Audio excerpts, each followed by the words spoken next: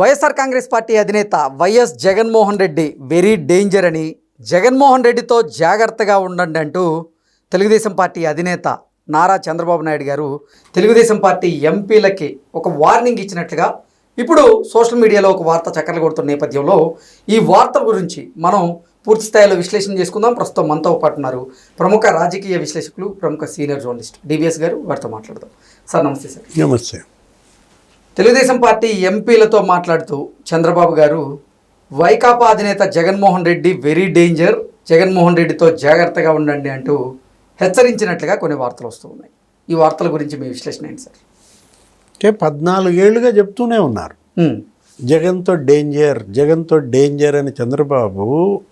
ఈ తెలుగుదేశం ఎంపీలకి ఏం కర్మ, ఎమ్మెల్యేలకు చెప్పాడు, తెలుగుదేశం పార్టీ నాయకులకి చెప్పాడు, కార్యకర్తలకు చెప్పాడు, అసలు ఆంధ్రప్రదేశ్ ప్రజలందరికీ చెప్పాడు జగన్తో డేంజర్ అని. అంటే ప్రమాదకరం అని బోర్డులు ఉంటాయి. మామూలుగా ఏంటి, ఎక్స్ప్లోజివ్స్ వచ్చినాయి అనుకో, ఎక్కడన్నా నీకు అట్టపెట్టెలు ఏదన్నా రవాణా చేస్తున్నారు అనుకో, అట్టపెట్టె మీద ఒక పుర్రె బొమ్మ వేసి ఉంటుంది. ఏమని ఉంటుంది? ప్రమాదకరం, డేంజరస్. అంటే ఇప్పుడు అట్లా వైఎస్ఆర్ కాంగ్రెస్ పార్టీ జెండా మీద ఆ స్టాంప్ వేయాలా? ఓకే, పుర్రె బొమ్మ వేయాలా? ఇప్పుడు ఆల్రెడీ పయ్యావుల కేసు గతంలో ఏమన్నాడంటే, ఏదో తెలుగుదేశం మహానాడులోనో దేంట్లోనో, Jagan is injurious to state అన్నాడు, smoking is injurious to health అన్నట్టుగా. అంటే ఆరోగ్యానికి హానికరం పొగదాగుట, రాష్ట్ర ఆరోగ్యానికి హానికరం వైఎస్ఆర్ కాంగ్రెస్ పార్టీ, లేకపోతే జగన్మోహన్ రెడ్డి అని. పాపం వీళ్ళది తప్పు లేదు. తెలుగుదేశం పార్టీ వాళ్ళు చెవినిల్లు కట్టుకుని చెబుతూనే ఉన్నారు, ఇంటింటికి చెప్తూనే ఉన్నారు. కానీ పాపం జనమే తప్పు చేశారు, ఆ తప్పుకు ఫలితం అనుభవించారు. ఒక్క ఛాన్స్ అని పాపం కాళ్ళు పట్టుకున్నాడు, గడ్డాలు పట్టుకున్నాడు, బుగ్గలు నివిరాడు, నెత్తి మీద తడిమాడు, పెట్టాడు చేయి. 5 ఏళ్ళు అతనికి ముఖ్యమంత్రిగా ఇస్తే 30 ఏళ్ళు ఆంధ్రప్రదేశ్ వెనకపోయిందన్నాడు. మళ్ళా ఇంకోసారి చంద్రబాబు అదే హెచ్చరిక, అదే వార్నింగ్ నిన్న టీడీపీ ఎంపీలకు కూడా చేశాడు. ఏమని? ఆ రోజు కిరాతకంగా గొడ్డలితో నరికి చంపారు. ఎవరిని? వివేకానంద రెడ్డిని. గుండెపోటు అన్నారు, నారాసుర రక్త చరిత్ర అన్నారు. అంటే అసలు ఏంటి, అయినా అప్పుడు అధికారంలో ఉన్నాం మనమే. ఆ విధంగా అతను కిరాతకంగా గొడ్డళ్లతో నరికి చంపి జనాన్ని కూడా మభ్యపెట్టారు, అధికార పార్టీని మభ్యపెట్టారు, ప్రభుత్వాన్ని, పోలీసును కూడా డైవర్ట్ చేశారు కదా. పూలు చల్లారు, పొలమాలు వేశారు, నీకు కట్లు కట్టారు, కుట్లేశారు, అసలు సెంటు చల్లారు, ఫ్రీజర్లో పెట్టారు. సునీత గనక కాదు, పోస్ట్ మార్టం జరగాల్సిందే అని పట్టుపట్టకపోతే ఏమై ఉండేది? క్రమేషన్ అయిపోయేది కదా. అసలు తెలిసేది కాదు, ప్రపంచానికి తెలిసేదే కాదు. వివేకానంద రెడ్డి గుండెపోటనే అనుకునేవాళ్ళు. అంత డేంజరస్ జగన్మోహన్ రెడ్డి అని చెప్పి ఆయన మొదటి నుంచి చెప్తూనే ఉన్నాడు. ఇవాళ ఇంకోసారి చెప్పాడు అనమాట. ఎందుకు? మొన్నటిదాకా ఇప్పుడు ఆ సింగ్ అయ్యా ఆయన కారు కిందే ఆ టైర్ల కింద నలిగిపోయాడు. పూలు చల్లడానికి వచ్చాడు, పూలు చల్లడానికి వచ్చినాడు, ఏం చేశాడు? వాళ్ళు తోశారా, మరి పడ్డాడా, మందులో ఉన్నాడా, మొత్తానికి జగన్మోహన్ రెడ్డి కారు అతని పైకి ఎక్కింది.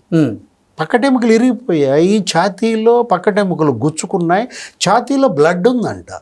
ఆ పోస్ట్ మార్టం రిపోర్ట్ మనం చూస్తే అట్లా అతని కారు కింద మరి నలిగి చనిపోయిన ఆ టూర్ క్యాన్సిల్ చేసుకోవాలా, అతనికి ఆ వైద్యం అందించే చర్యలు తీసుకోవాలా, ముందుకెళ్ళిపోయాడు.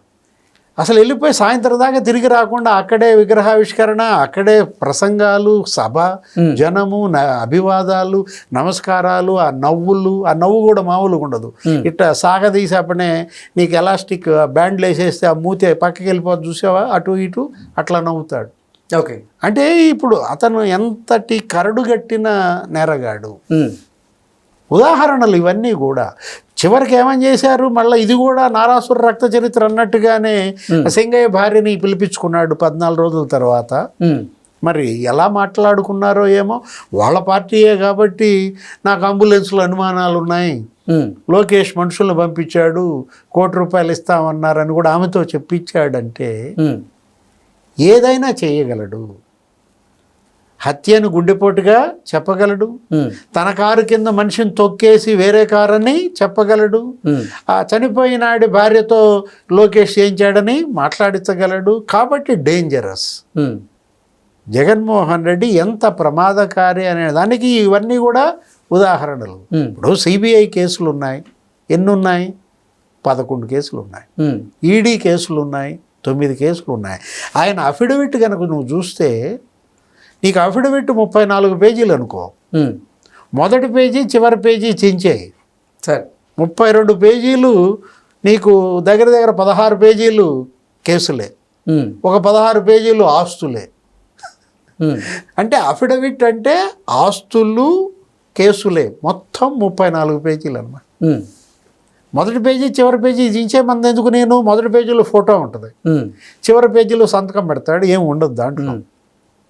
అన్ని కేసులు ఉన్నటువంటి వాడు మరి 13 ఏళ్ళుగా బెయిల్పై ఎలా ఉన్నాడు? డబ్బుతో ఏదైనా చేయగలడు జగన్మోహన్ రెడ్డి.